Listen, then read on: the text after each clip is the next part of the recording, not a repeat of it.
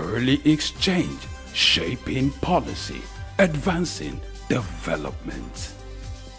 No, you're still there with us as always, as you know that this is the starter for your day, the program that sets the pace when it comes to, programming. And then when it comes to issues related to business, finance, and the economy, it is always all about early exchange. I am Femi Ayodele. Always my pleasure to be here. It's the beginning of a new day and in a new week, and that presents another opportunity.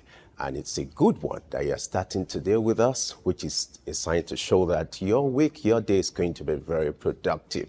We're going to start our conversation today looking at the Lagos state government is planning to offer an incentives to start up, for businesses in Nigeria, in Lagos and everywhere.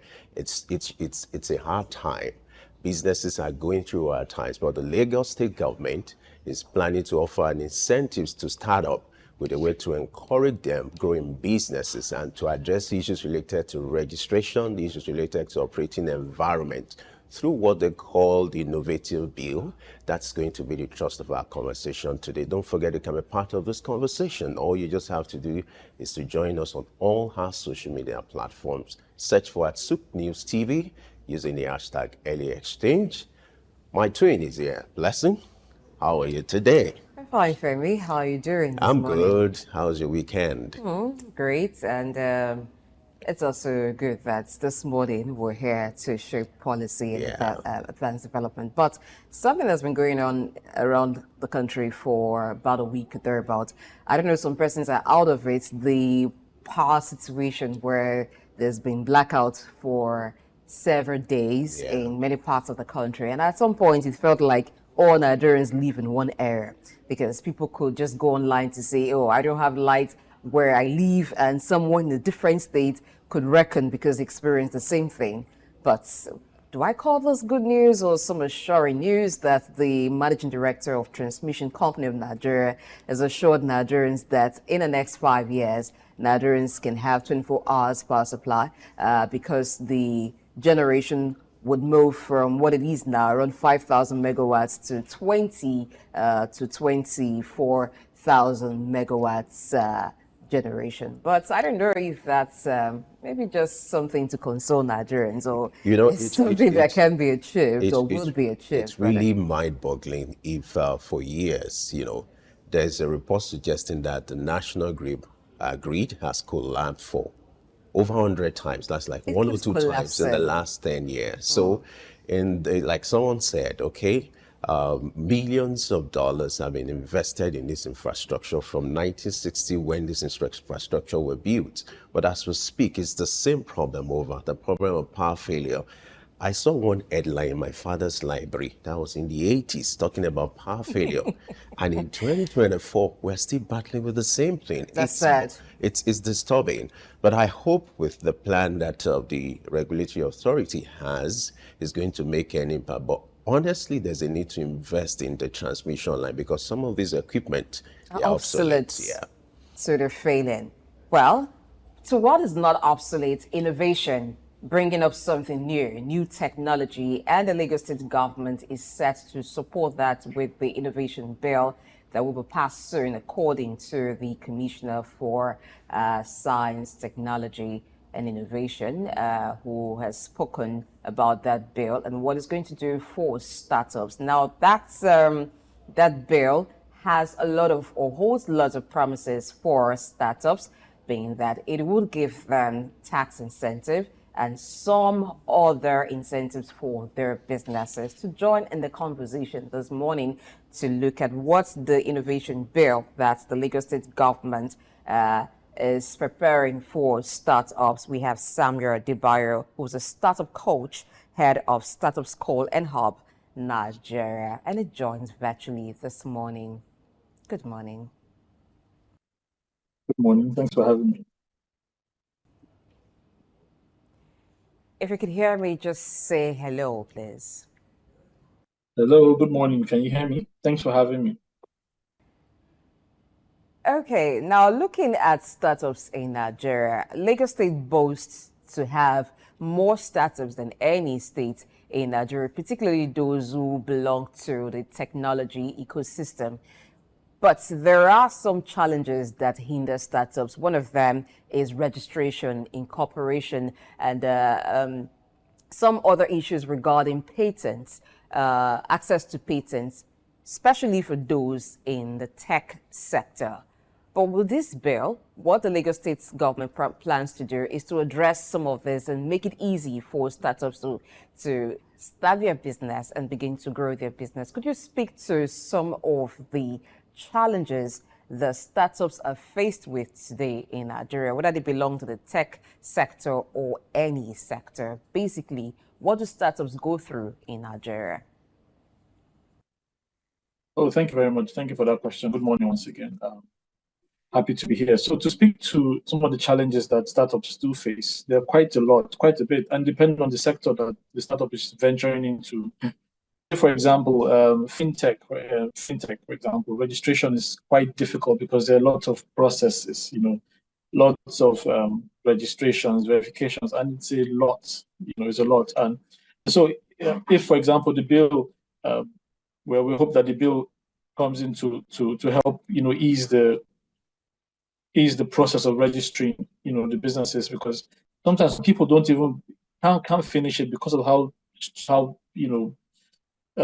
tough the process can be of registration. So I'm glad that they pointed out issues of registration, incorporation, and patent, because those are really critical areas that really affect startups, especially here, especially in Lagos. Then, so like I mentioned, so areas of like fintech, then you have health tech as well. So those are areas that, the bill, I hope the bill will really help improve the process of registration.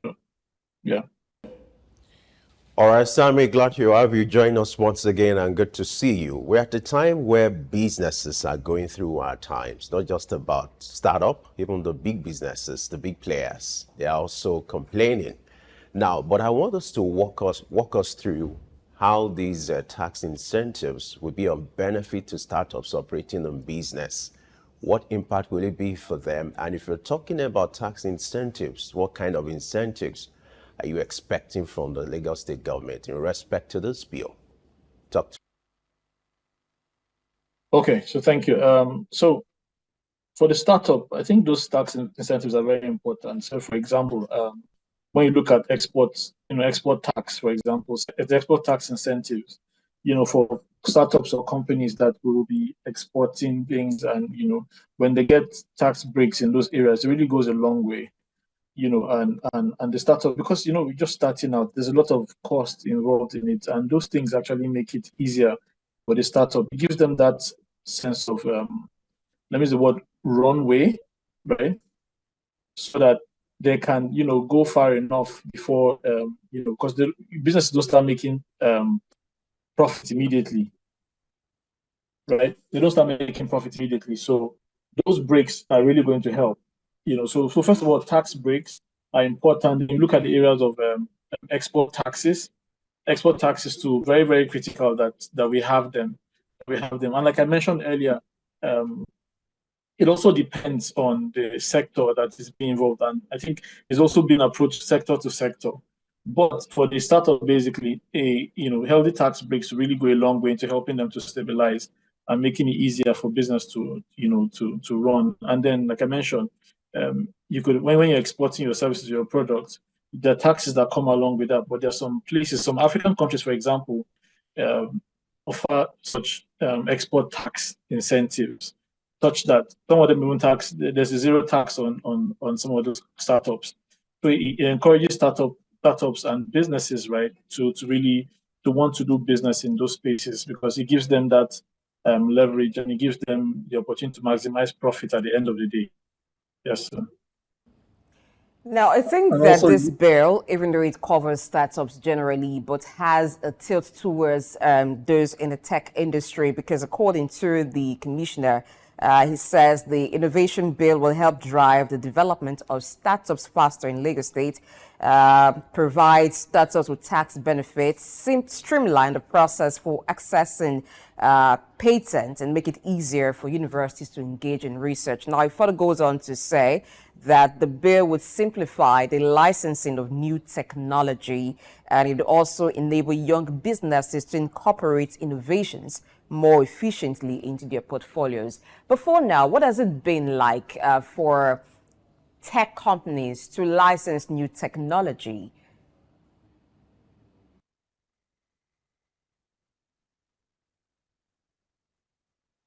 Could you take that one more time? I think I missed, there was a glitch in there.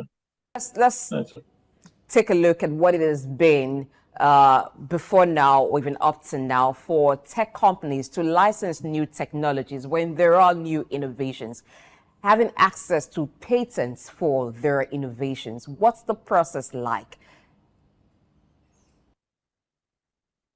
Okay, yeah, so yeah, thank you for that question. You know, patents are very important for startups or companies generally. You know, you need to protect yourself. And in the past, I don't know, yeah, we're hoping that the bill helps, you know, expedite the process of getting a patent for your company, because it's very important. And you know, speed is very, very critical these days. You know, there's a thing about who gets to market first. It's very important. You know, you have an idea, you have a startup, and you're finding it difficult to get patents. Your competition somewhere else will have it and then move, you know, faster than you. So it's important that the ease of doing business, you know, of acquiring patents quicker is. I hope that the bill supports that. Now that they're spotlighting, I think it's a great initiative. So, you know, when we talk about patents, it's very critical. We need to be able to protect ourselves, not just be able to do that, but do it quickly. That way, the startups, especially in Lagos, for example, will have the confidence to want to do business. So it fosters ease of doing business in the state. When we talk of R&D as well, you know, there are also tax incentives along those lines. And you know, when there's a focus on those things, it makes it easy. People want to come down to, you know, spend time in Lagos to do, because they know that the government policies support it. And government is a critical stakeholder in any business, not just startups. And so if the government is really putting their foot down and saying, look, we want to make doing business easy in Lagos, I think it's going to attract a lot more people, because Lagos, what I gather, has over 2,000 technology companies, you know, and that's a lot. And Lagos is a leader, not just in Nigeria and also in Africa. So it is very critical that they have the right processes or procedures in place to make it a lot more easier for business, because, you know, like we said, government and then there's investors again, they want to be sure that they're coming to do business in the right place. Yeah. All right, interesting. One of the things that the Lagos state government intends to achieve with this innovation bill is to improve the ease of doing business in the state. I want to believe you are aware of this model that suggests that 70% of startups in Nigeria, they fizzle out in the first 5 years of their operation. So my question to you is, if Lagos state government is going to be in position to improve the ease of doing businesses for startups in Lagos state, what are the things you expect them to tackle? What are the things or the expectations from your end as regards improving the ease of doing business, so that these model that suggests that 70% of startups they fizzle out in the first 5 years will become something to deal with? All right, thank you for that. So, yeah, so some of the things that I think we've expected, we mentioned some already, we'll run through some of them, like the issues of registrations, incorporation. Even though incorporation is basically not a state thing, I think it's more of a federal thing, but states, of course, are involved in it. So, yeah, so ease of doing business is, you know, ease of registration, for example. And then I'll go back to, you know, the tax breaks as well. That's another, you know, critical one. So Lagos has the numbers, for example, and so that's why it's really good that they are, you know, trying to see that businesses, the ease of doing business in Lagos is a lot easier than what it is already. You know, if not, you lose people people will start to move their startups to places like to neighboring states, and they don't want that because of the revenue and things that affords them. But like we said, registration is very important. Incorporation, talk about patents. So if those things were a start, those three things are, you know, are made a lot easier, and for patents made a lot faster. And things like, for example, we talk of grants, for example, some, you know, can the state make things like grants available, readily available as well? for startups, those things that will help R&D, for example, that really make businesses a lot easier to run in Lagos. So, apart from those other three, we talk of things like grants as well, tax breaks, for example. There are certain places, certain states, like if you look at the startup bill, for example, I think there's a provision for tax breaks between the first, 3 to 5 years for startups. So things like that, when they are put in place, when they're enforced, it makes it easier because they know that, okay, you know what, since it's a startup, for my starting 3 to 5 years, I am not so worried about, the enormous taxes that usually come without those tax breaks. But with tax breaks, it gives me more runway, right, to be able to know that, okay, I have the next 3 to 5 years to be able to run through and make as much as I can, not being scared of taxes that come with it. So yeah, so I think those things added to it, tax breaks and issues of grants and for R&D and other purposes really come and make it help at this point. So the bill will also make it easier for universities to engage in research and development. How does that help startup, and what should be the link between the universities and industries? Okay, yeah. So if you'd agree with me, I don't think our universities have done a great job with research lately, and that's partly because of funding. Right, we've not had a lot of funding directed towards universities to help with research, and so research, R&D and startups go hand in hand because there's a lot of innovation, and you need as many people as possible to contribute to the ecosystem. So when there's research, especially from universities, bright minds trying to innovate in different sectors, it goes a long way, and it helps us to make progress in a short time.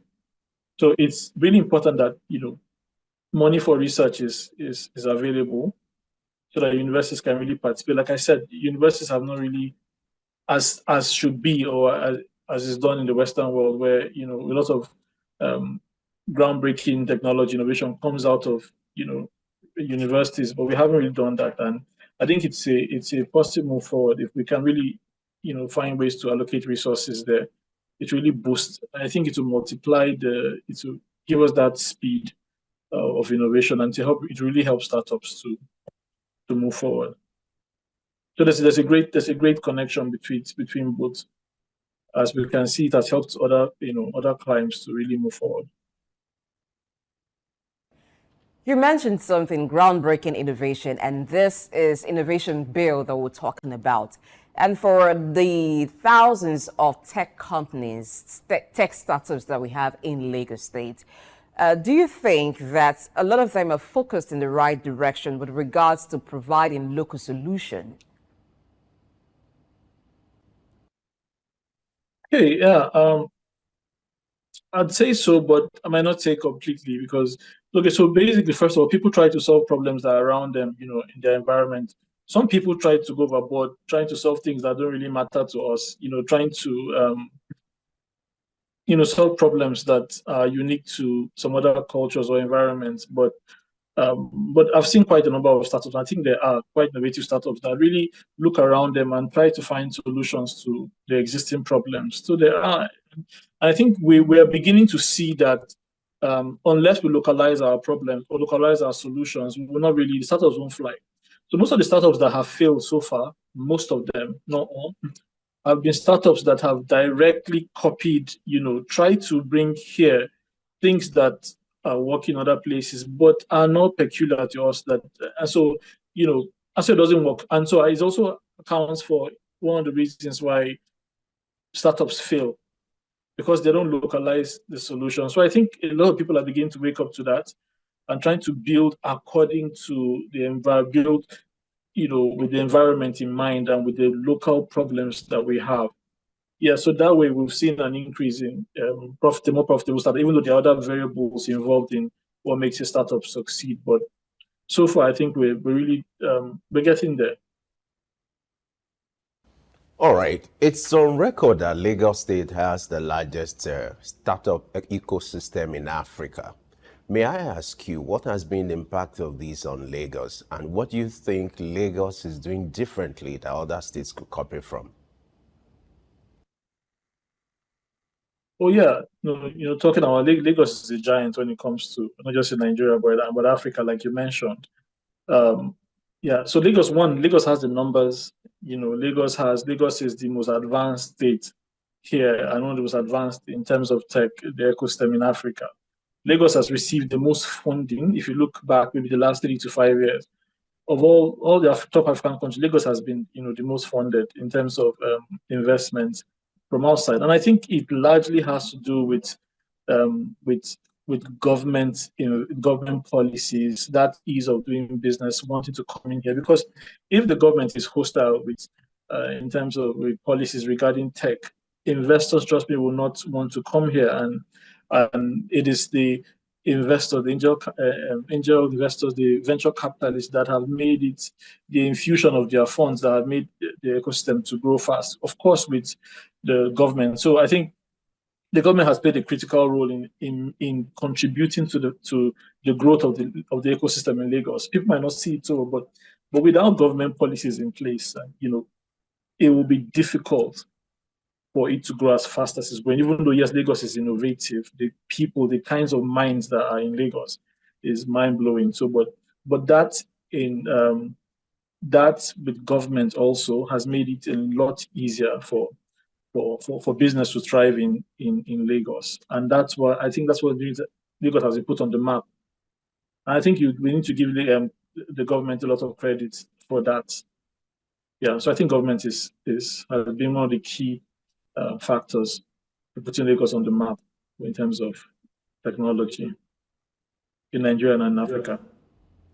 Now, talking more about technology, the GTEx event, which is the biggest tech conference for startups globally, held in Dubai, that ran through last week. Lagos State was represented there, as well as other government officials from Nigeria. Nigeria also plans to host GTEx 2025, putting the country more in focus in the tech space. Now, that was a show for tech startups globally, where they could come, exhibit whatever innovations they've come up with, and learn new things as the world is evolving in the tech space.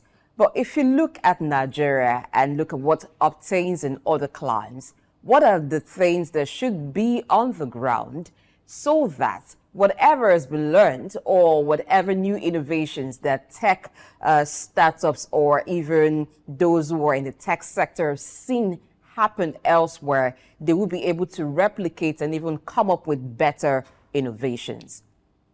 Let's look at infrastructure and other things that should be alongside this bill.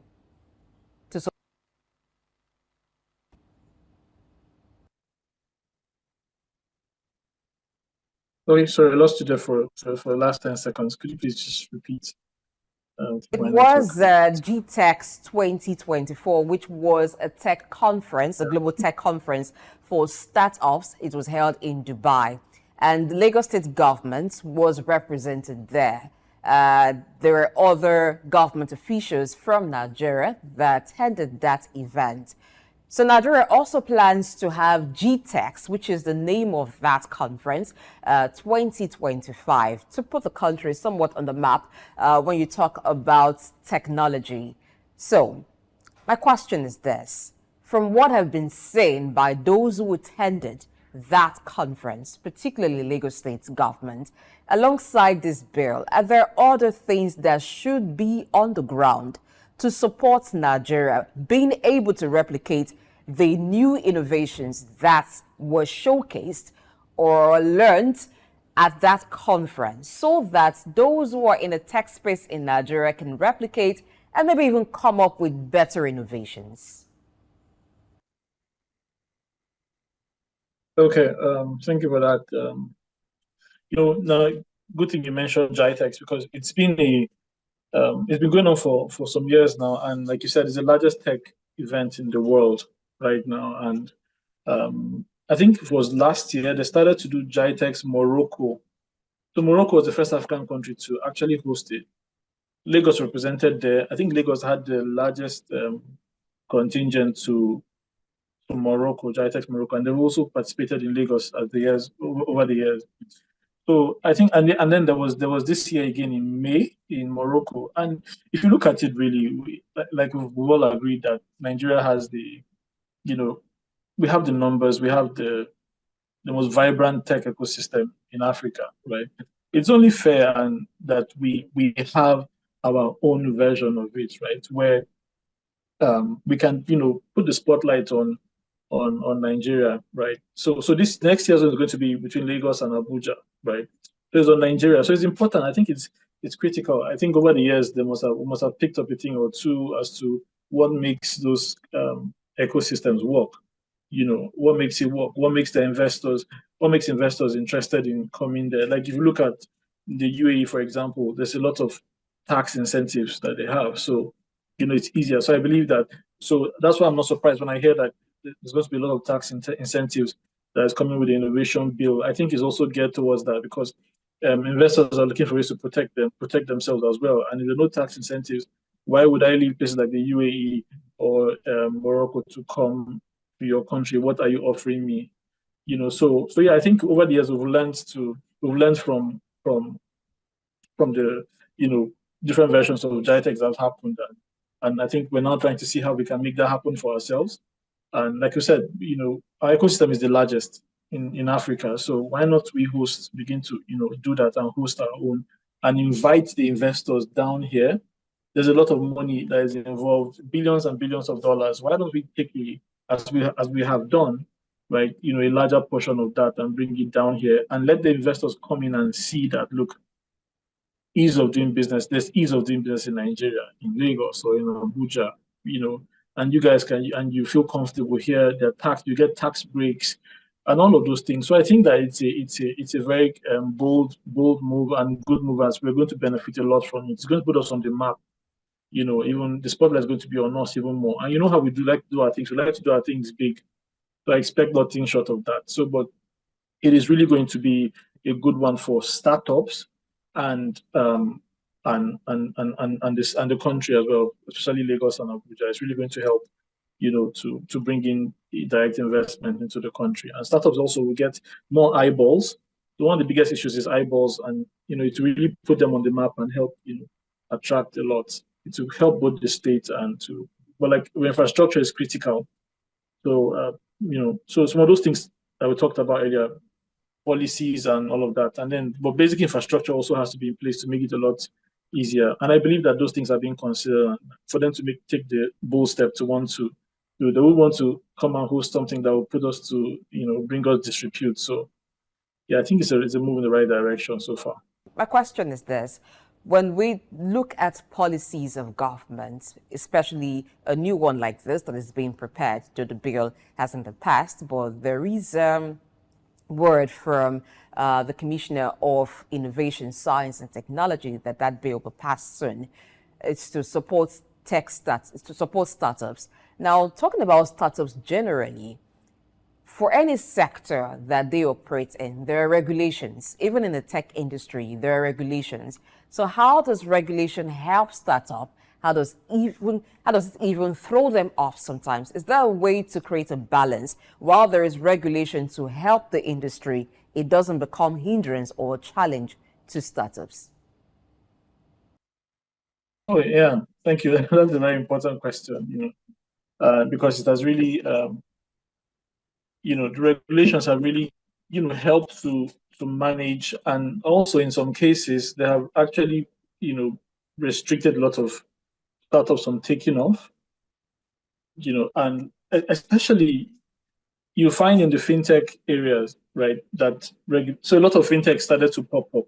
Of course, we've had successes with companies like Paystack and Flutterwave, and after those successes, a lot of people started to enter the space, started to flood the market. And the finance sector is a very sensitive area. So what was obtainable in the past with the entry level was quite low, but now the bar has been raised so high that it is quite difficult for a regular, it takes quite a lot now to enter that space, because there's lots of regulation around it in terms of, for example, CBN. You have to get a lot of licenses from CBN to run, depending on what you want to run. So yeah, so the regulation has really helped to reduce, to protect people, because we're talking about money here. So it has really helped to protect people, but also to a certain extent, people that really have innovative ideas in setting, even in the financial space, have not been able to enter, because at the same time, the bar is so high now. And so, of course, it has its pros and cons, right? But I think that a balance needs to be, to be found, so that it will help people enter. But so far, it has really helped, because financial fraud is a big deal, and people are suffering from it, and we don't want to. So those laws are there to protect, but at the same time, in the same process of protecting, it also creates a very high bar for people. So that has been a bit difficult also, not just for anybody to enter, but people that also have innovative ideas in that space. A lot can't enter again because of how high the bar is. But it's not the same with other areas. But we'll all agree that, of course, fintech spotlighting is actually a very critical area. So the rules might not be the same in every sector. But yeah, so some areas are harder to function or to enter than some. And so yeah, so it's been a hindrance for some people, and it's been. But I think that as we move forward, people will find ways of collaboration to see how they can walk into those spaces. So because sometimes when you don't find the path forward, you find ways to go around it, or you find. That's why I think things like collaboration comes in. But yeah, it's been hard in certain sectors to enter because of the regulation and the law. At the same time, it has reduced the level of, I think, that impact that could have been had in the spaces had it been a lot more loose. But we also understand that we need to protect people. I think there's just a balance there between those two. All right. It is often said that there are two sides to a coin. The fact that Lagos State is the largest hub for startups in Africa comes with some challenges, which could be predicted, like the congestion on the infrastructure in Lagos. Now, how do you think Lagos State government can accommodate this kind of pressure as a result of being the largest startup, hub in Africa? And what can be done better to ensure that it doesn't affect business operation in Lagos and also scale up performance when you look at the pressure on the Lagos State government as a result of this speed being recorded? How do you expect the Lagos State government to handle this kind of pressure and congestion on its infrastructure, being the largest hub for startup in Africa? Oh yeah, well, that's a very interesting question, because I think we're already there, and it's not going to get any better. There's going to be a lot of influx of people coming from outside, and so talking about how I think the government can handle it. I think one of the ways that it can be handled better is when there is when we can get investors that can also come and help and contribute to infrastructural development, right? Like recently now, I think it was Rwanda, a couple of months ago, they entered the deal with, I think it was Huawei, to come help with the infrastructure, because there's so much that the government can't do. And without infrastructure, there's enough, there'll be, like you said, like congestion already on what's already on ground, and it will limit, progress and growth. So I think the government can do collaborations is one very important aspect to really look at collaborations, like with telcos like Huawei that I mentioned earlier. They can help in such areas, to improve infrastructure on ground, to help accommodate more people, because attempting to host something like GITEX is really going to put a lot more pressure on what is already on ground. And so I believe that collaboration should be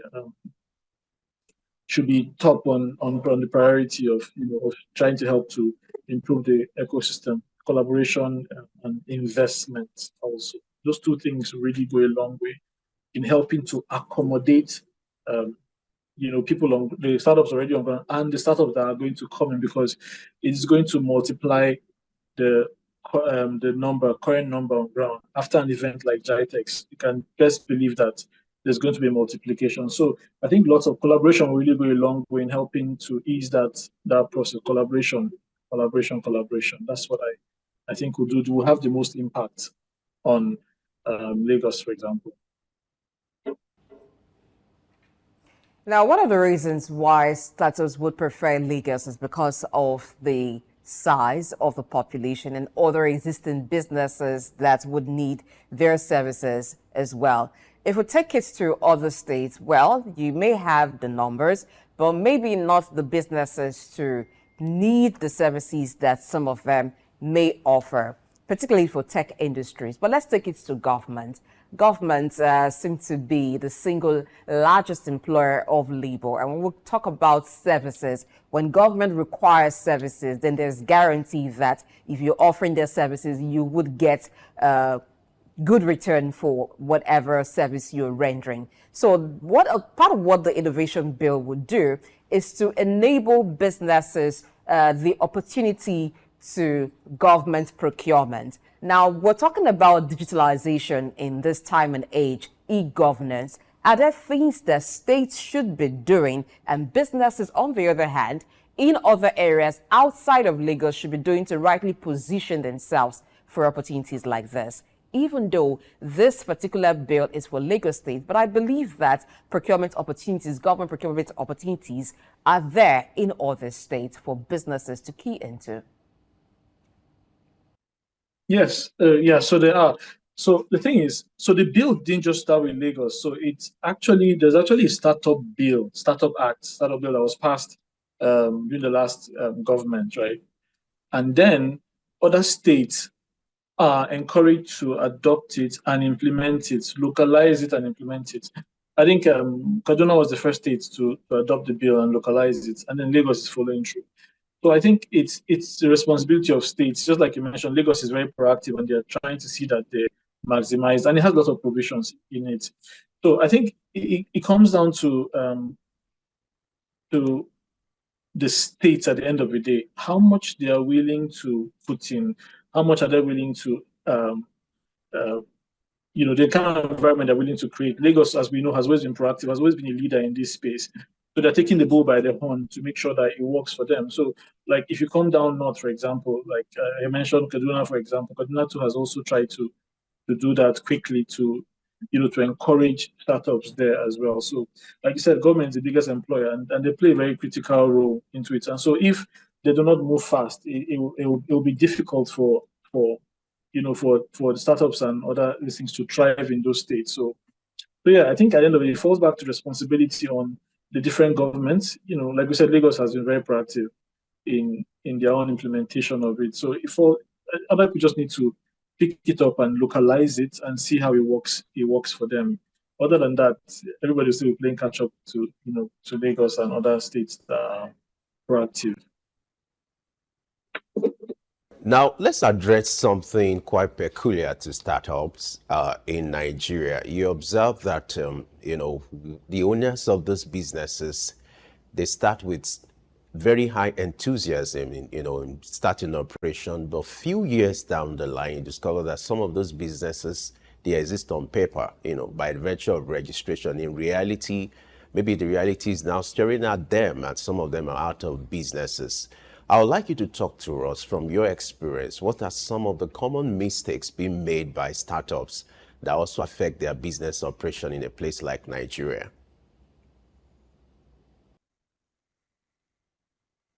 Okay. So yeah, like you rightly mentioned, a lot of them start well, but somewhere along the line, between 3 to 5 years, there are stats that say most businesses, I think, I can't remember the exact number, but a high percentage of businesses actually fall out. They don't, the businesses fail in the first 5 years, and so there's a lot. So I think that most people lose that zeal when they start. After a while, when things are not in place, when there's no funding. One key thing I found, recurring theme when it comes to startups and businesses in general over time is that funding. You hear most people hear funding.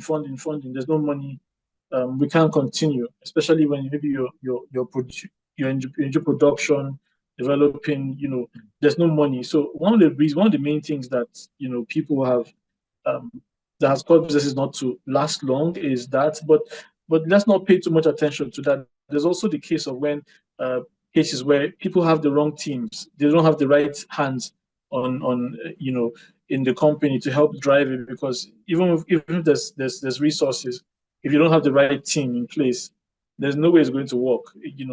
You have to be there has to be that synergy. You have to have the right hands, the right tools for the right task. And so, besides even money, building a team that will, that is efficient, a team that is fit for the right task is very important. And then also another thing, and one last thing I'd like to point out is that one of the things is that people don't think long term any longer. People are excited in the first few years, they're excited about it. But one key success to any business or startup that has really thrived is that they think in the long term. They're not just thinking short term, you know what, I'm going to make it in the first 2 years. But people that have the long term in mind, right? They are in it for the long haul. They're the ones that come out on top at the end of the day. So whether there's money or not, they can bootstrap their companies for a while. And it was the founder of Canva, and so she was rejected about 100 times by investors. A lot of people don't have the grit it takes to stay that much longer in businesses, to wait it out, to bootstrap it. Some people had to get other jobs, other things to be able to, to see that it works. So I think that grit is very important.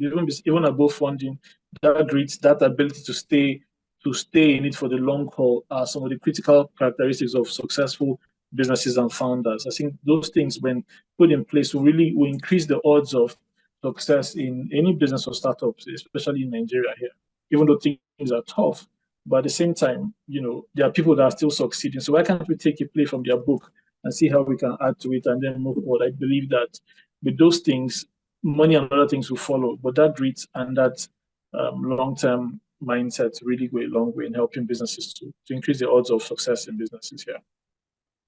Okay, talking about the odds for success in business. My next question will take us first to the basis, which is who a startup is.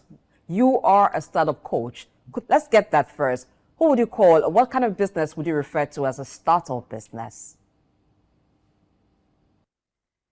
Okay, so basically startup, in simple terms, high growth, high risk. They are high growth, high risk companies. So they're not like traditional businesses, but this one is like a rocket, for example. Taking off a rocket, the odds of success for a rocket launch are very slim, right? So that's how startups basically are. But there's a lot of risk in it. There's a lot of risk involved in startups. So it's quite a risky venture, and that's why there are a lot of failures in it. It's expected. Or a new risky venture?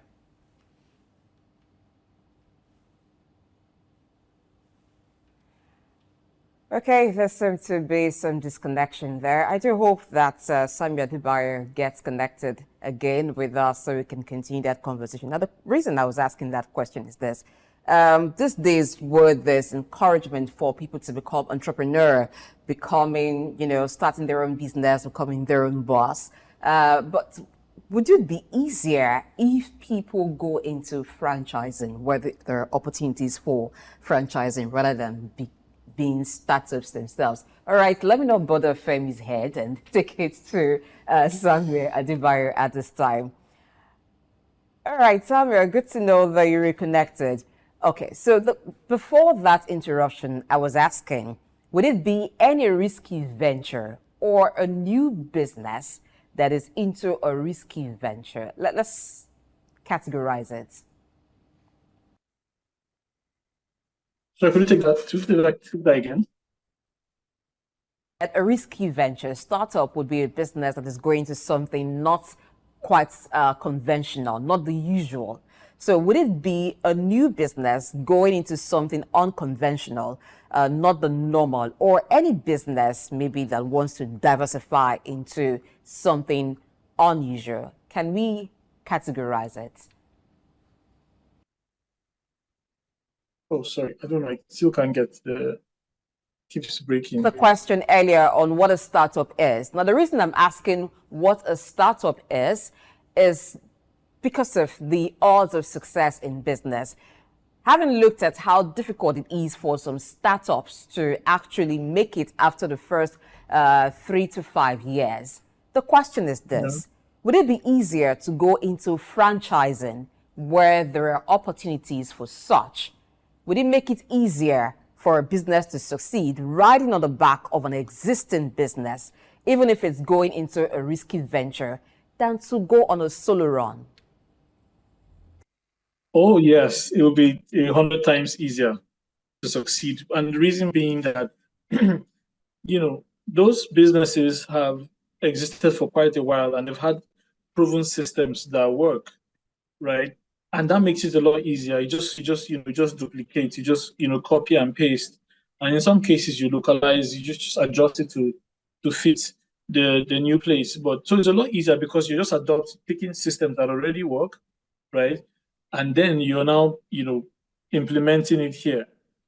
So it's a lot easier and 100 times easier to do that. But talking about if a new innovation, it's quite difficult because it's almost as if it hasn't been tested anywhere before. So the odds of failure are very high, right? Because it hasn't been tested. We don't know whether it will work or not. But this other one, the traditional one, where franchises, like you said, it's been proven already. There's a system in place. They have standard operating procedures to help them run. So the odds are a lot. There's almost no comparison between the two. But on the other end, this new venture, this new startup there's no frame of reference for it. So the odds, of course, are very, very high for failure. It's going to take a lot of rising and falling to eventually hit that, if they do at the end of the day. So yes, the traditional one is a lot easier. Is less. The risks are far lesser than attempting to build something new, and that's why it takes a lot of grit to venture into startups. So yeah, I hope I answered the question. You answered that, but when we talk about startups, it generally applies to any new business, whether you're going to a risky venture or not. So let's get into your coaching more now. So if someone comes to you and wants to start a business and the person is not doing something innovative, it's not a new area that you're venturing into, but you want to start a business, based on what we talked about now, what would be the go-to advice? Why do you think people still want to be the first person to start their own business, become the CEO of their own business, when it could be easier to just lay on the back of some other business? And why don't some other business open up for that expansion through franchise? Okay, thank you. Well, let me just start by talking about addressing why people go into business. People do business for different reasons. We try to go into for different reasons. If someone came to me and said they wanted to do, venture into a startup or a business, one of the first things I'll ask them is how much domain knowledge they have, right? Because proper preparation prevents poor performance. So if, for example, they don't have they don't have enough domain knowledge or expertise, do they have someone they can collaborate with that has it, that they can work it out?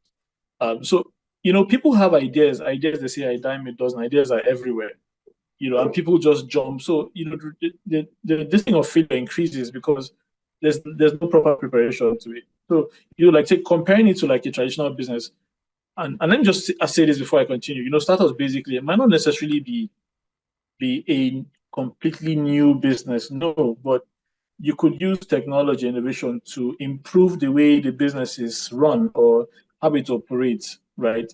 Like what Uber did with taxis and cabs. The system has always existed, but they just found innovative ways to improve how it works, better ways to provide those services. So so when people come to me, I'm asking, one of the questions I ask is, are you trying to improve on this, or are you trying to create something completely new? Because there's no point at the end of the day trying to reinvent the wheel, but through innovation and technology, right? Technology-driven innovations, you can improve processes. You can see things through the eye of technology and say, okay, you know what? I could do this better with innovation. This startup aims to address this issue here.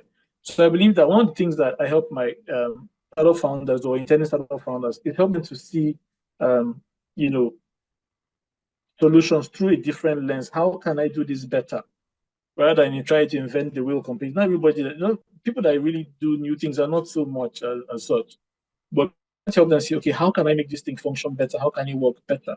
So those are one of the things that I try to help them do, because, like you said, I'm sure if we sat down for the next 5 minutes, you would tell me up to 10 ideas or so that you have that, but not all of them are going to work eventually. So, but I want to think just helping them see things through the right lenses, first of all, that helps to reduce or to remove the clutter, just help them to fine tune and to see what things are possible and what things are not.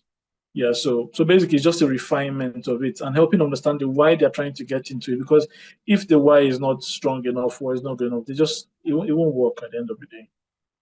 Yeah, so. All right. Quite interesting. The narrative out there is being your own boss, but you've also emphasized the need for collaboration and partnership. For you to be your own boss, it doesn't take away the need to partner with other people to make the journey easier. We must thank you, Samuel Adebayo, a startup coach, for providing your intelligence and your thoughts as regards this innovation bill. Thank you so much for spending time with us on iLexting this morning. Thank you for having me.